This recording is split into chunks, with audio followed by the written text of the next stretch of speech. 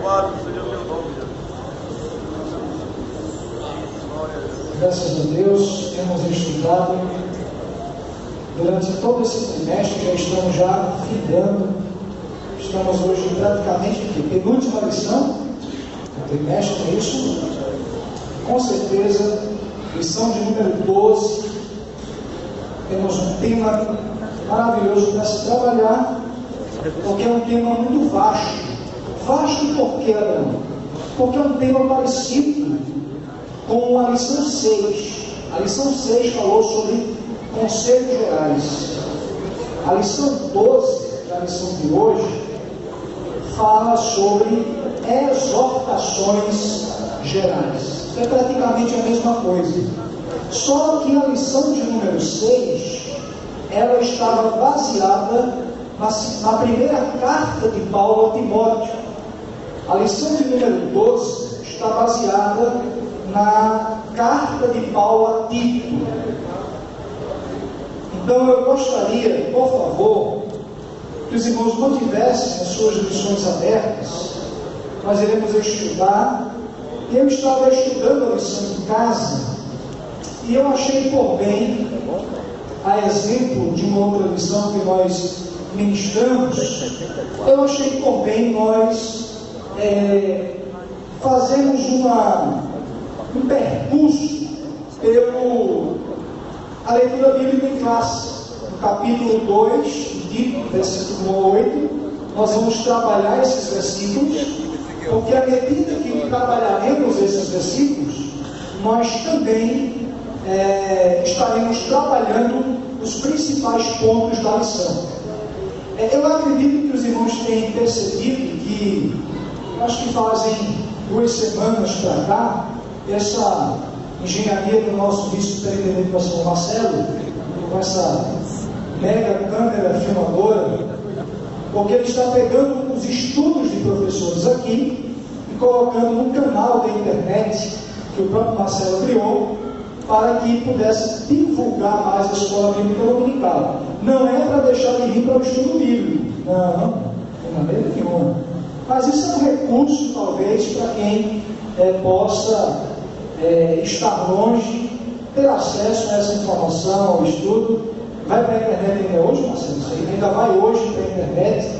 Então, se alguém perdeu o estudo bíblico lá para o lado de Caruaru, lá para o lado de Cabrobó, você, irmão, que tem Petrolina, já pode acessar o canal da internet. Tem o nome, Marcelo, do canal aí? Ainda está com o meu nome aí. Ainda está com o nome de Marcelo José. Isso. Então você chega no Google ou no YouTube, bota lá no YouTube Marcelo José, vai parar lá no canal de vídeos da internet Marcelo, onde está vários vídeos. Inclusive o pastor João Barbosa pregou, ensinou semana passada, fica lá o vídeo dele. Mas se a gente perceber que o estudo vai diminuir, que os irmãos vão ficar assim, eu vou ficar em casa assistindo, deixando dar 11 horas para assistir. Aí a gente para de filmar. Entendeu? A gente para de filmar. Ou então a gente filma e só coloca no domingo de tarde. Aí eles vão voltar no estudo, tá certo? Quem diz amém? Amém. Amém. Graças a Deus. Queridos, tema da nossa lição, exortações gerais, baseada na epístola de Paulo a Tito. Pastor João Barbosa, nosso secretário da superintendência, já trouxe uma introdução muito boa na semana passada sobre a epístola de Tito. Isso é muito interessante. Mas Tito era um filho na fé do apóstolo Paulo. Os irmãos sabem que estamos tratando sobre 3 epístolas pastorais, ou seja, um pastor mais experiente escrevendo para 2 pastores menos experientes: Timóteo, primeira e segunda carta, e Tito, uma carta. Então, nessas cartas ele trata sobre alguns assuntos importantes. Então vamos lá, capítulo 2, versículo 1 de Tito. Ele vai dizer o seguinte: tu, porém, fala o que convém à sã doutrina. Quando ele diz tu, porém, fala o que convém à sã doutrina, no capítulo 2 e o versículo 1, se os irmãos perceberem, o capítulo 1 da carta de Paulo a Tito estar falando, ele vai estar mencionando justamente sobre os falsos mestres. Do versículo 10 ao versículo 16, que é o versículo que antecede o capítulo 2, ele vai estar falando daqueles homens que não tinham comprometimento com a palavra de Deus, homens que ensinavam heresias. Diante desse quadro de ensino de heresias, o que é que Paulo diz para ti? Tem muita gente ensinando heresia aí. Tu, porém, esse porém é como se fosse uma conjunção adversativa. Ou seja, tu, no entanto, porém, contudo, todavia, mas, apesar dos outros estarem ensinando errado, você deve falar o que convém à sã doutrina. O que é conveniente à sã doutrina. Quando o texto fala aqui, doutrina, vem de uma palavra grega, didascalia, que quer dizer ensino, instrução, ensinamentos, preceitos. Então, doutrina é tudo aquilo, são preceitos que a palavra de Deus estabelece sobre a nossa vida. Então, o que é doutrina, irmão Abraão? Doutrina é tudo aquilo que a palavra de Deus ensina acerca de algum tema. Por exemplo, se a palavra o que a palavra de Deus ensina sobre os anjos? O que a palavra de Deus ensina sobre profecia? Irmão, eu acho que eu devo profetizar assim. Eu aprendi que os anjos são assim. Sim, mas o que a Bíblia diz sobre anjo, sobre profecia, sobre escatologia? Então, doutrina é aquilo que a Bíblia, teologicamente falando, porque o termo doutrina, ele é muito abrangente. Por exemplo, está ali Paulo, doutrina se aplica também ao direito, são preceitos voltados à questão jurídica, mas teologicamente falando, biblicamente falando, doutrina é tudo aquilo que a Bíblia ensina sobre alguma coisa. Então, se algum aluno perguntar amanhã, professor, Paulo diz para Timóteo, tu, porém, fala o que é correto, o que convém, a sã doutrina. O que é essa doutrina? Doutrina, meu filho, era tudo aquilo que estava nas Escrituras. Então, a base para o ensino, a base para a pregação, a base para o ensino da palavra de Deus na igreja é a palavra de Deus, é a Bíblia. Não, mas eu acho que é assim, eu penso que é assado, mas não é o que eu acho, não é o que eu penso, é o que a palavra de Deus diz. Então, a melhor maneira de se combater o ensino errado é ensinar certo. E como é que eu sei quando eu estou ensinando certo? Se eu estou ensinando conforme convém a sã doutrina. Quem diz amém? Amém. Bem, isso aí já entra no primeiro tópico e o primeiro ponto da lição. E aí o comentarista, ele vai citar no segundo ponto do primeiro tópico, sobre saber falar e saber ouvir. Uma vez eu fui para uma escola dominical. Geralmente a gente visita as escolas dominicais pela manhã e, sobretudo, à tarde nos aniversários. E uma vez eu estava numa escola dominical, eu vou até citar o nome, Planalto 1, foi esse ano. E eu achei interessante, foi esse ano, meu Deus. Qual foi o ano que a gente estudou a epístola de Tiago? Foi esse ano ou ano passado? Foi esse ano. Passado? É esse? Amém. Não me lembro. Ano passado. E tinha uma parte que falava sobre o uso da língua, justamente esse texto aqui, Tiago 1,19, que está no segundo ponto do primeiro tópico da lição. A irmã usou uma expressão muito interessante, ela disse o seguinte: irmão, Deus nos deu 2 ouvidos, 2 orelhas, 2 ouvidos, e apenas uma língua, para a gente ouvir mais e falar menos. E ela disse, e ainda por cima, colocou uma grade tomando conta da língua, que é os dentes, para segurar bem ela. Eu nunca tinha ouvido isso, a história da grávida. Eu já ouvi falar dos 2 ouvidos e uma só boca. Mas da grávida eu nunca tinha ouvido falar. Mas Tiago ele vai tratar, e aqui o comentarista coloca, que além de nós falarmos o que convém à sã doutrina, devemos tomar cuidado do que nós vamos falar. Será que o que eu vou falar, eu tenho certeza daquilo que eu vou falar? Será que se um aluno fizer uma pergunta na sala de escola dominical e eu não souber da resposta, qual deve ser a minha atitude? Meu querido, eu não sei, mas eu vou pesquisar. É melhor do que ensinar errado. O nosso compromisso é ensinar conforme convém a sã doutrina. E para que a gente ensine cada vez melhor, precisamos ouvir cada vez mais e falar só quando necessário. Quem diz amém? Amém. Segundo versículo, e aí eu já estou entrando no segundo tópico, diz assim, na versão da lição, diz assim: os velhos que sejam sóbrios, graves, prudentes, sãos na fé, no amor e na paciência. Tem uma versão da Bíblia que diz assim: quanto aos idosos. Essa versão minha mesmo aqui tem quanto aos idosos. Essa palavra aqui, da velha, é a palavra presbíteros.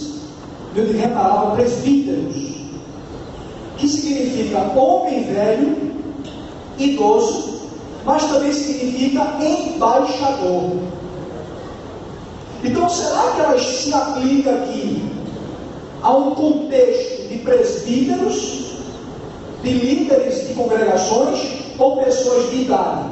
Lendo o contexto, dá a entender que é pessoas de idade, porque no versículo 3 vai falar de mulheres idosas, depois vai falar de jovens. Então, muito provavelmente estava se referindo a homens idosos, ou aos 2 casos, homens idosos e homens que exerciam liderança.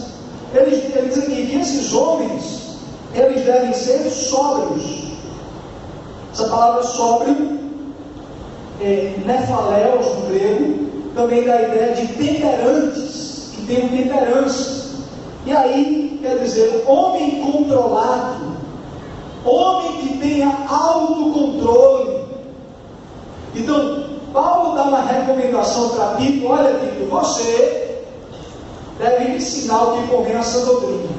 E diz aos idosos, aos homens da boa idade, da terceira idade, que eles se controlem.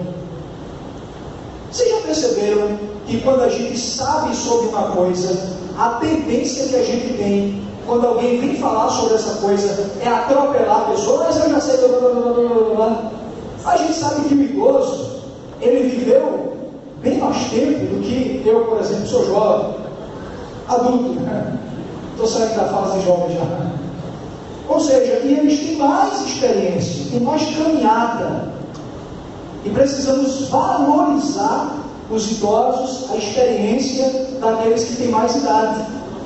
Mas ao mesmo tempo a Bíblia manda que os idosos, eles sejam controlados, eles sejam comedidos.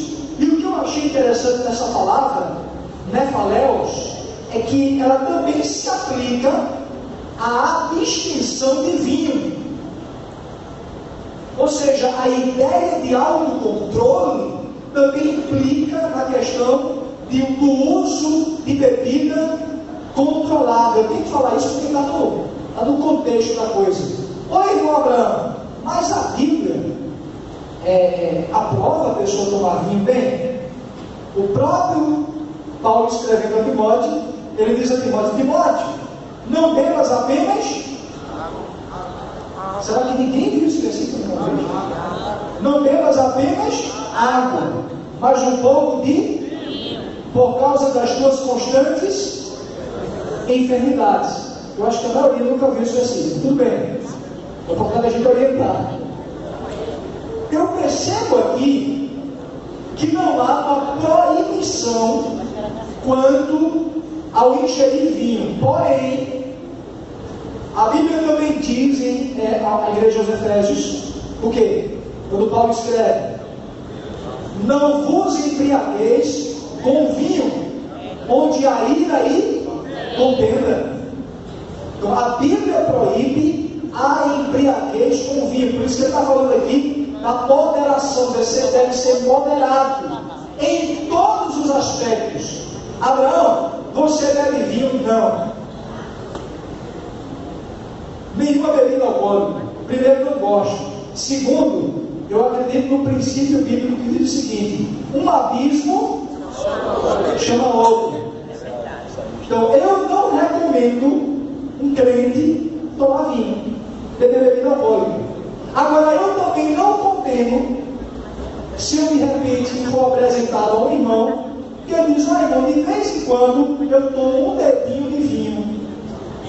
Eu não posso condenar, a não ser que ele se embriague com um dedinho de vinho. Vocês não estão entendendo? Eu posso condená-lo se disser que de vez em quando eu tomo um pote e fico embriagado. Está errado, irmão. É pecado. Mas eu não posso condená-lo se ele chegar aqui e dizer: irmão, eu tomo um dedinho de vinho lá em casa e tal, sem escandalizar ninguém. Eu não tenho como condenar. Agora, eu oriento que o ideal não seria tomar vinho. Não seria beber bebida forte, conforme diz a palavra de Deus. Principalmente aqueles que não eram antes, não eram crentes. Exatamente. Principalmente aqueles que outrora não foram pessoas que não eram crentes e que, por sua vez, já tinham uma vida de embriaguez e coisa do tipo. Mas vamos voltar para cá. Então, não convém aos idosos que sejam descontrolados. O conveniente é que eles sejam temperantes, relacionados à sua vida de um modo geral. Quem está entendendo, diga amém. Amém. Vamos lá. Outra coisa que ele vai trabalhar aqui, outra recomendação para os idosos, ele vai dizer o seguinte: na nossa versão aqui da lição diz que eles sejam graves. Grave? Tem uma versão que diz, em uma outra versão diz que eles sejam respeitáveis. E uma outra versão diz que eles sejam sérios. Sérios, respeitáveis, graves. É tudo a mesma coisa que o texto está querendo dizer. É a palavra senos, do grego, que quer dizer pessoa de caráter venerável, pessoa honrável, pessoa de respeito. Ou seja, que os idosos se dêem respeito. Irmão, vai me desculpando aí, mas a lição de hoje não alisa muita gente, não. Vai bater em idoso, vai bater em idosa, vai bater no jovem. Então todo mundo aqui vai aprender. Muitas vezes, eu até costumo dizer ao meu filho, meu garoto, eu aprendi assim do meu pai: respeite os mais velhos. Não é verdade?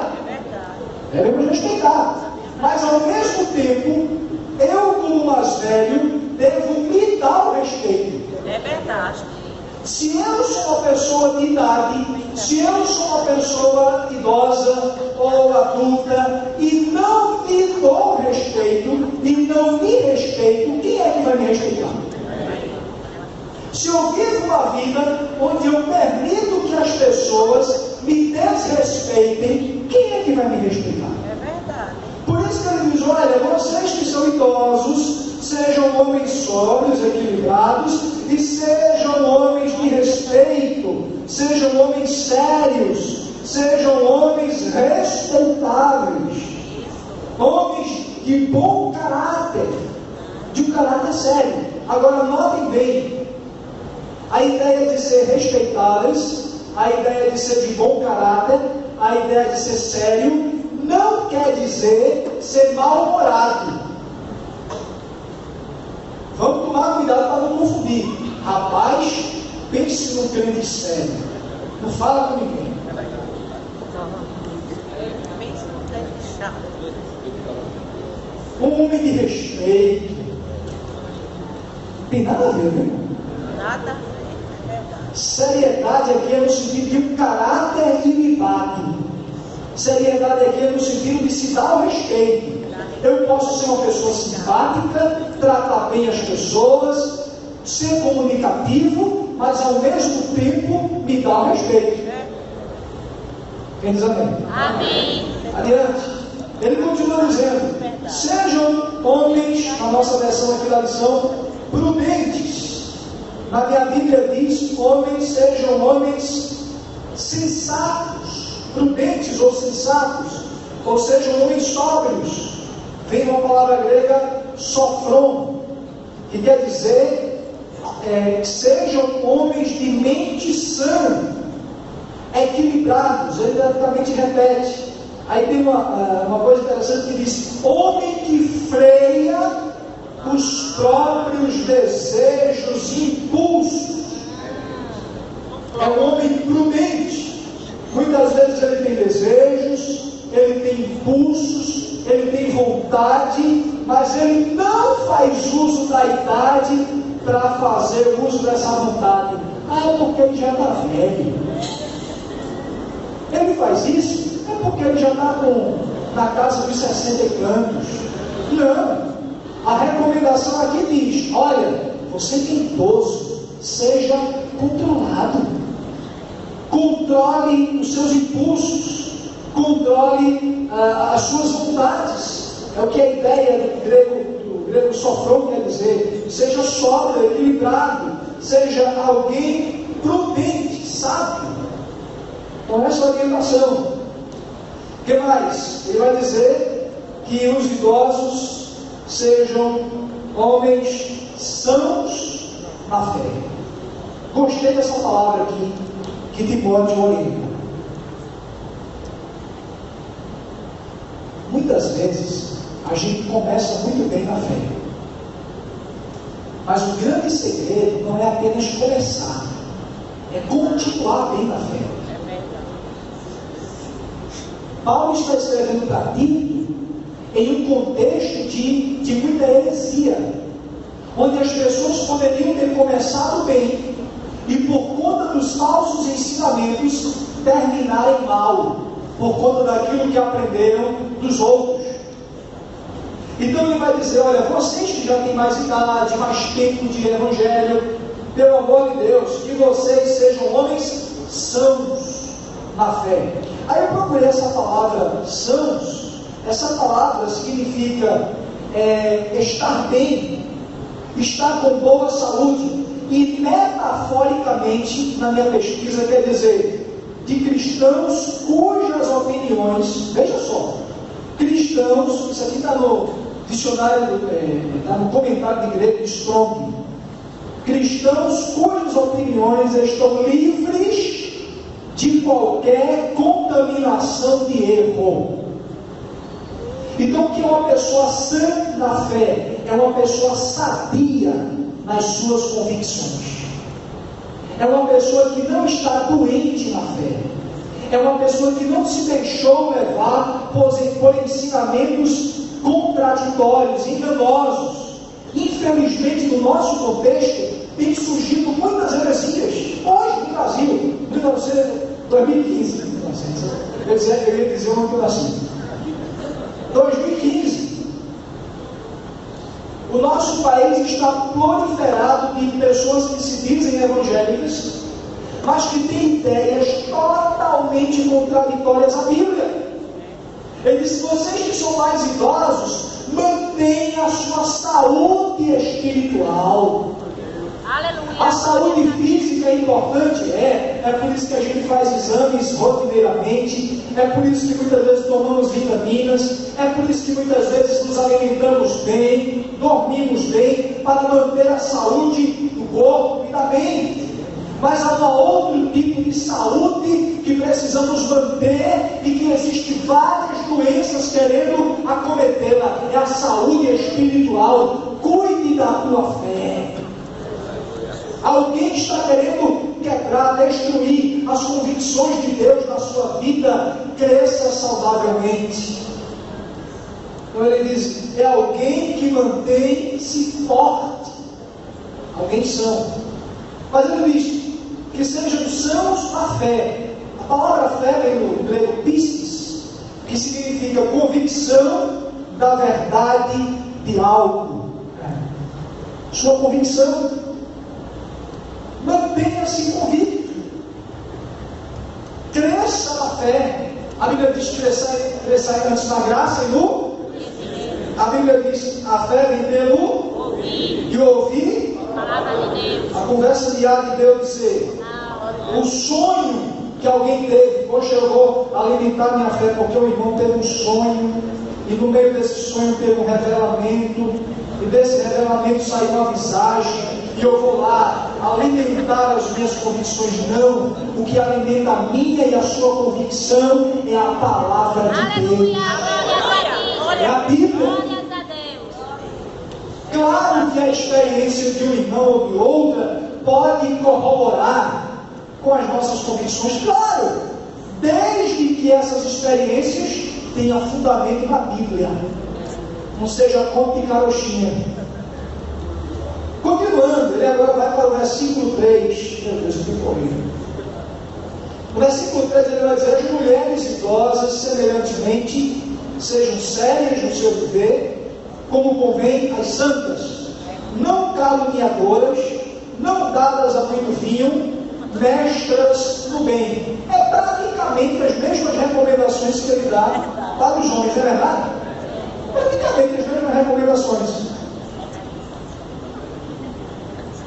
A palavra mulher aqui, no original, quer dizer mulher idosa. Dizem que elas devem ser mulheres sérias. Nessa versão que eu tenho aqui da Bíblia, diz que elas devem ser mulheres sérias também. Em outras versões, a maioria diz mulheres sérias, que quer dizer o quê?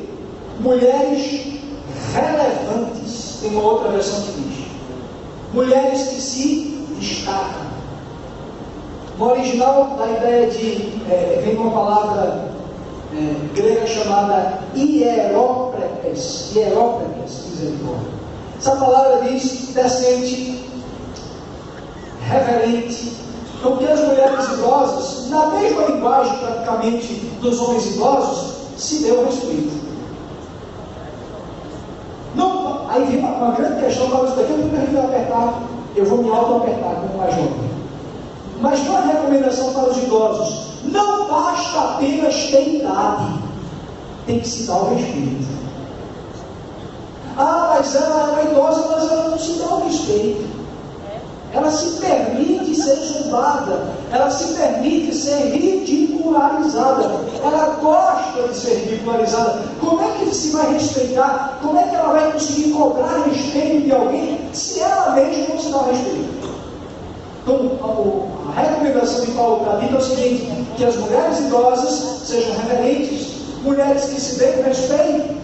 E aí volta aquele mesmo contexto. Ela pode ser uma mulher simpática, ela pode ser uma mulher que não seja carrancuda, mas seja uma mulher que se dá o respeito, que se respeita, que se permite ser respeitada. E aí, ele continua orientando as mulheres. Ele diz: mulheres sérias no seu viver, como convém às santas. Quando a palavra diz aqui santas, não quer dizer impecável, não, irmãos.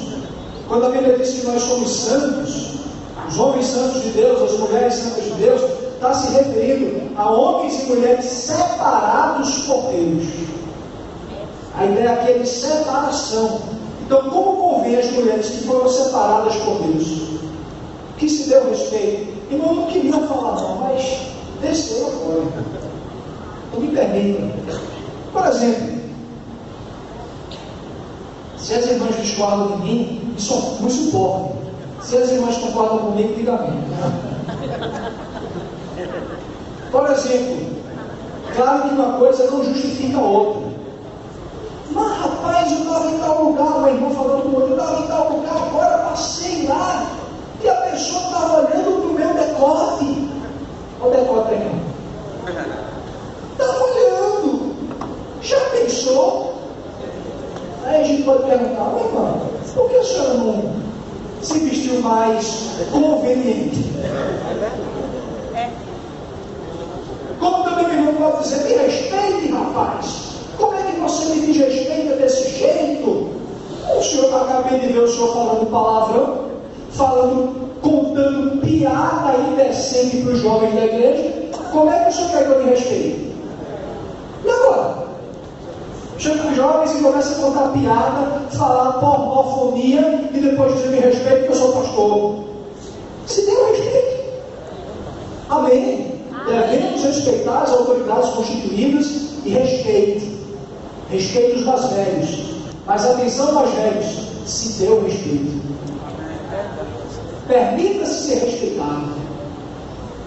Irmão, não sei o que está acontecendo comigo. Eu estou sendo assediada na minha rua. Toda vez que eu passo é tanto assovio, é tanta coisa. Dá uma olhadinha na saia transparente que não está vestindo. Irmão, eu estou sendo perseguido. Toda vez que eu passo na rua, me chamam de velhaco. Lá vai o velhaco, lá vai o crente do Paraguai.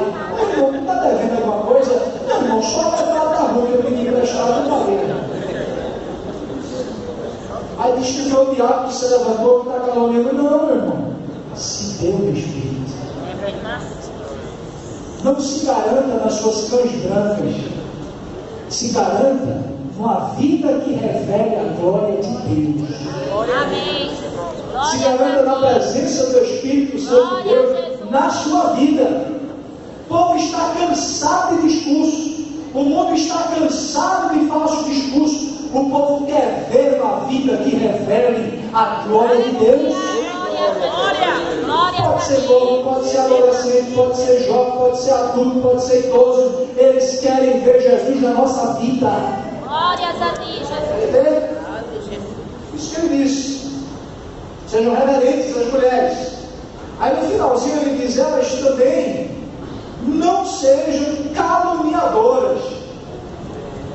Se tem uma coisa que pode destruir, que pode desconstruir, muitas vezes, laços de amizade, bons relacionamentos na igreja e muitas outras coisas na comunidade, é a calúnia, é a difamação, que por conseguinte é crime. Então, pessoas que caluniam o outro por inveja, pessoas que caluniam o outro a outra por precipitação. Eu me lembro uma vez, tinha um aluno lá, na época eu dava aula na escola teológica, lá em Prazeres, na extensão que nós tínhamos em Prazeres. E uma vez eu dando aula, falando justamente sobre as epístolas e falando com cuidado com a língua, aí meu irmão levantou a mão. E ele olhou para mim e falou: professor, deixa eu dar um exemplo. Um dia eu estava no shopping.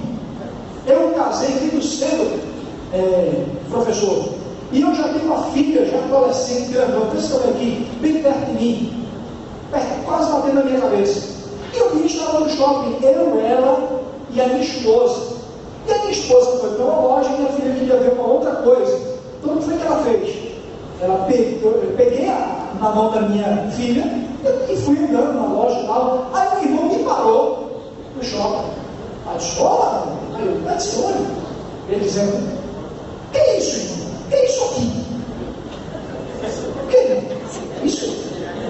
Não, irmão, essa situação aqui, irmão, porque o irmão não conhecia ele da igreja, o irmão conhecia ele de um outro local. Sabia que ele era crente, ele disse: não, isso aqui.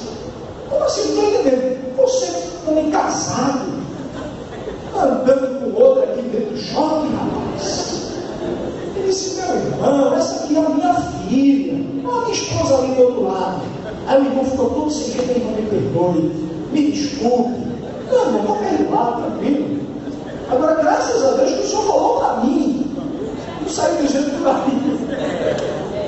Então tem pessoas que às vezes se precipitam. Só dar um exemplo, viu, Marcelo? Eu vou dar um exemplo, Marcelo, porque Marcelo é sério, né? Aí vem Marcelo abraçando um adolescente, beijando assim na cabeça, dando um abraço, diz: mas olha que vice superintendente sem vergonha. A filha dele, qual a idade da tua filha, Marcelo? 19 anos. É a filha de Marcelo. Quando procurou saber, mas não parece com ele, porque felizmente ela puxou a mãe, não puxou a ele. Não parecia com ele, não, puxou a mãe dela. Então, assim, a gente tem que ter. Um dos motivos da calúnia, além da inveja, é a precipitação no falar. Tem muita coisa que parece ser, tem jeito que é, tudo indica que é, mas eu não sei se é.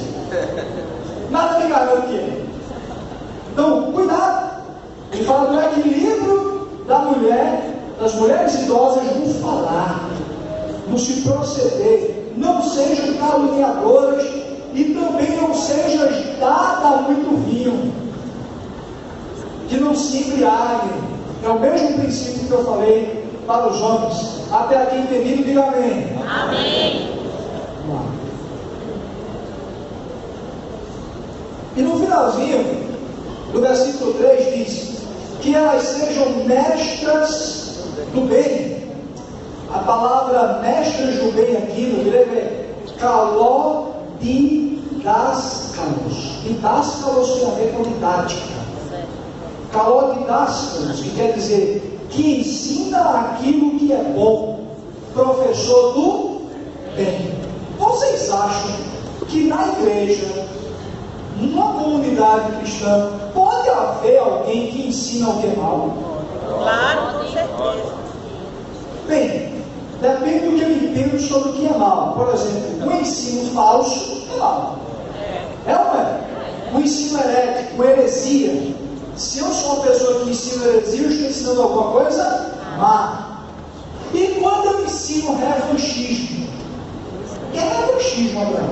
É aquela teologia do revanche, do descontar. Liga não, minha filha.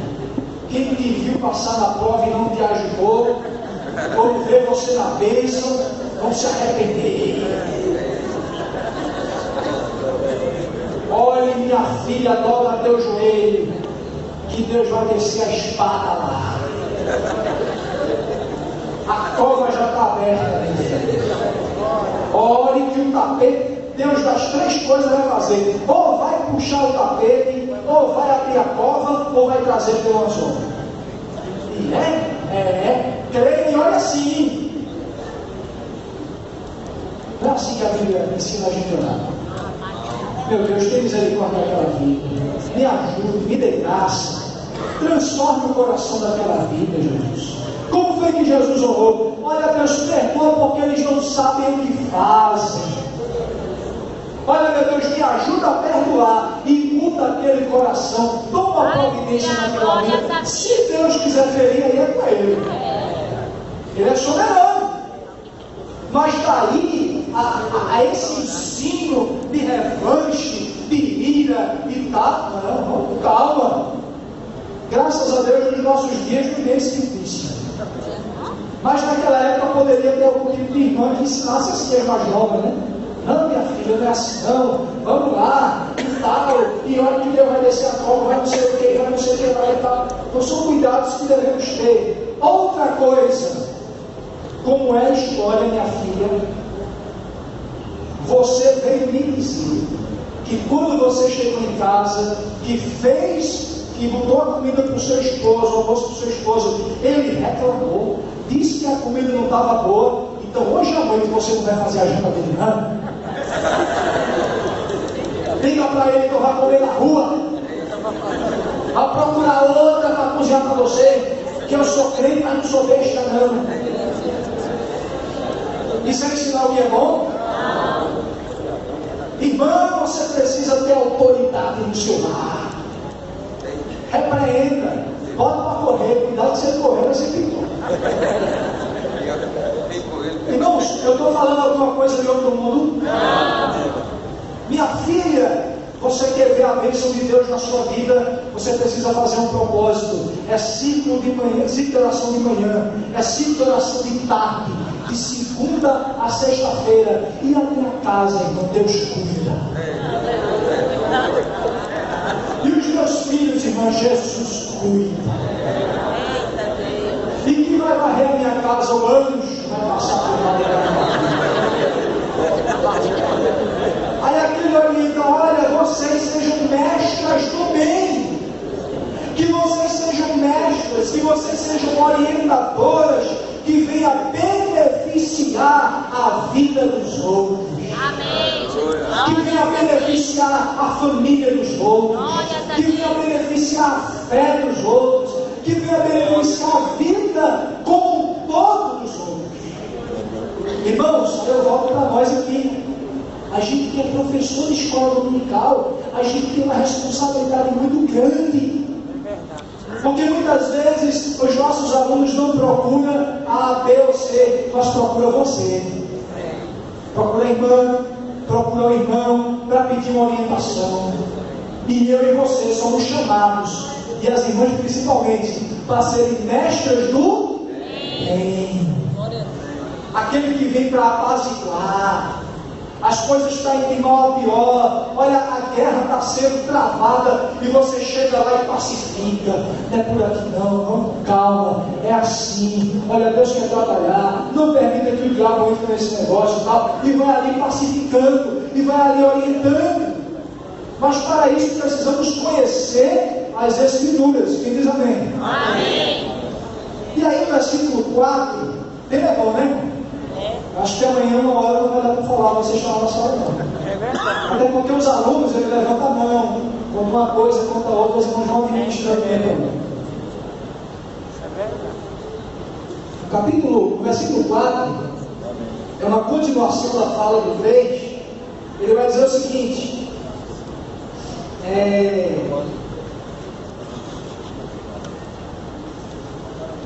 seja mestre de bem, versículo 3, versículo 4, para que ensinem as mulheres novas a serem prudentes.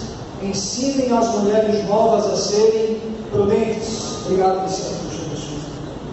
Então, as mulheres mais velhas devem ser mestras do bem para ensinarem as mulheres mais jovens a serem prudentes. Algumas versões vai ter mulheres recém-casadas.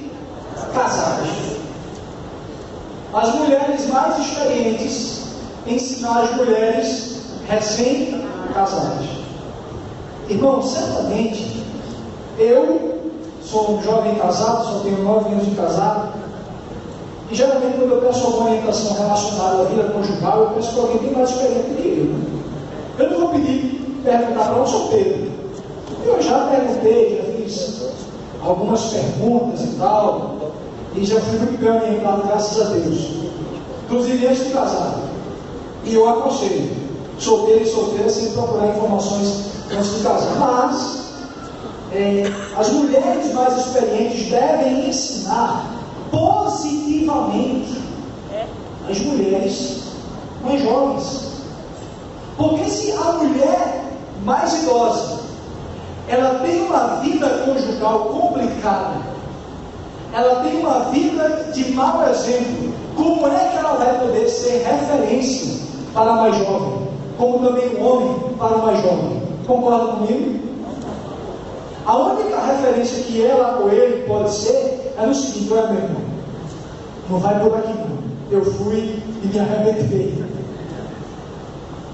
Então são conselhos que Paulo orienta a Timóteo, a Tito, perdão, se eu falar Timóteo, vocês entendem como Tito.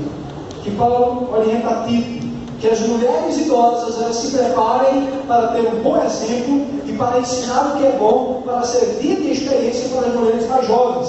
Por exemplo, eu me lembro quando a minha esposa, nós só temos um filho, estávamos com um bebezinho lá recém-nascido, e na primeira semana tome choro, e na segunda semana tome choro, e na terceira semana tome choro, e assim sucessivamente. E ela dizia: já estou ficando aperreado, se tu está ficando, eu já estou há muito tempo. Mas aí, como valeu o conselho da minha sogra e da minha mãe? Não, é desse jeito, rapaz, isso aqui parece que ela já tem um tato, né? E a minha mãe disse: menino, eu já fiquei, eu tive 2 filhos, você e sua irmã. A minha sogra, né, mais experiente ainda, disse para minha esposa: eu tive você e mais 14. Eu sei, minha filha, é assim, não, mãe, é assim, tal. E orientou.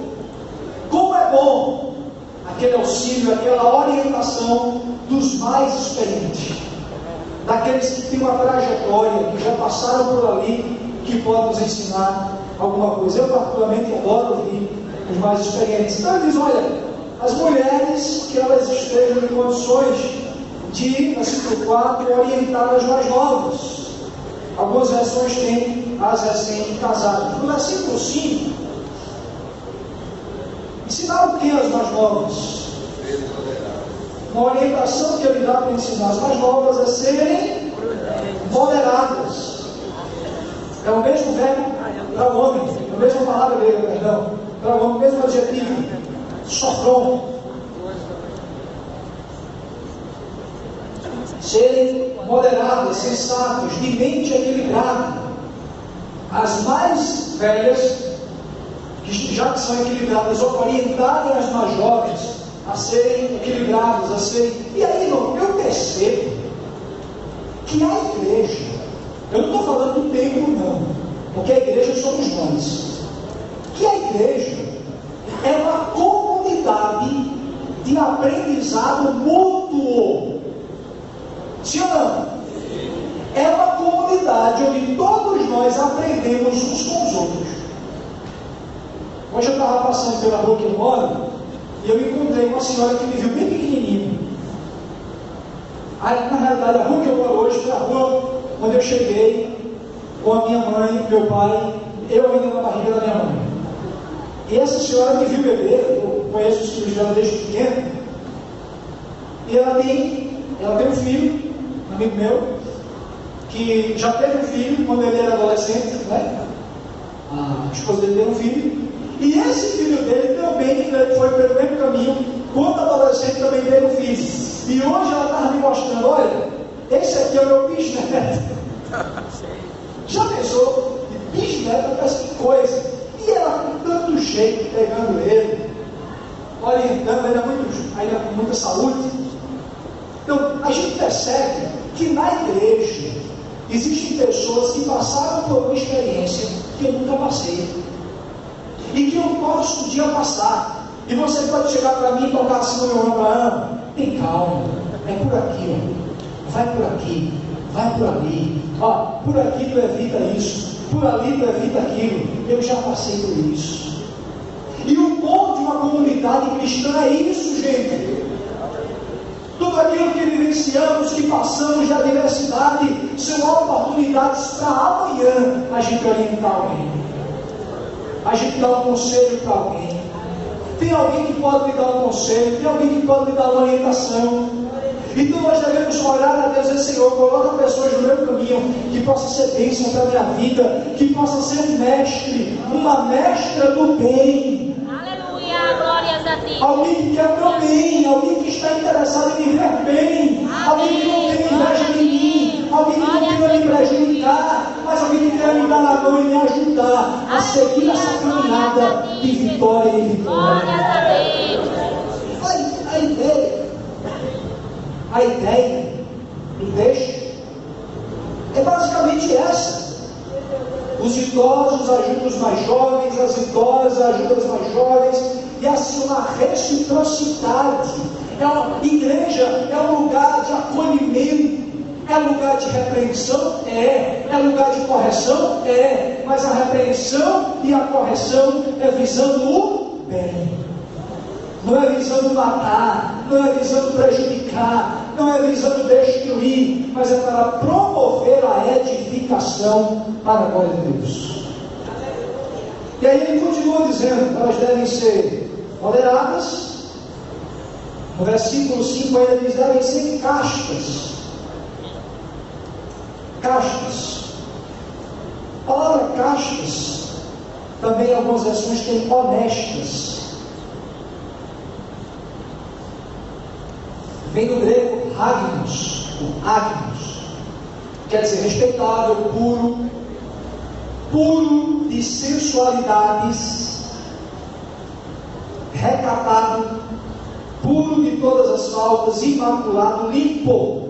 Ou seja, que essas mulheres idosas orientem as mais jovens a serem recatadas. As mulheres mais jovens, é como se Paulo estivesse dizendo para Tito: olha aqui, tu orienta as idosas lá para orientar as mais jovens, que essas mais jovens podem ser mulheres bonitas, mulheres que se vistam bem, mas não precisam ser vulgar, não precisam de sensualidade, elas precisam apenas de modéstia, de equilíbrio. Quem concorda diz amém. Amém. O texto está dizendo. E aí diz, na continuação da nossa lição, está dizendo: que sejam boas donas de casa. É isso que está aí na lição? Boas donas de casa, sujeitas ao seu marido. Algumas versões têm que sejam submissas aos seus maridos. Vem do grego oikuros, que quer dizer que cuida da casa, que trabalha em casa, que vigia a casa, que mantém a casa e cuida dos afazeres do lar, doméstico. O texto mesmo original da ideia de dona de casa. O que a Bíblia diz lá em Provérbios? Que a mulher sábia e esse edificar a casa não é apenas no sentido de trazer bons conselhos, é no sentido também de dar um grau lá, né? Dar um visual agradável. Claro que isso não impede que o marido ajude. Era bom se minha esposa estivesse aqui para confirmar. Eu ajudo a minha mulher. Eu ajudo, tem que ajudar.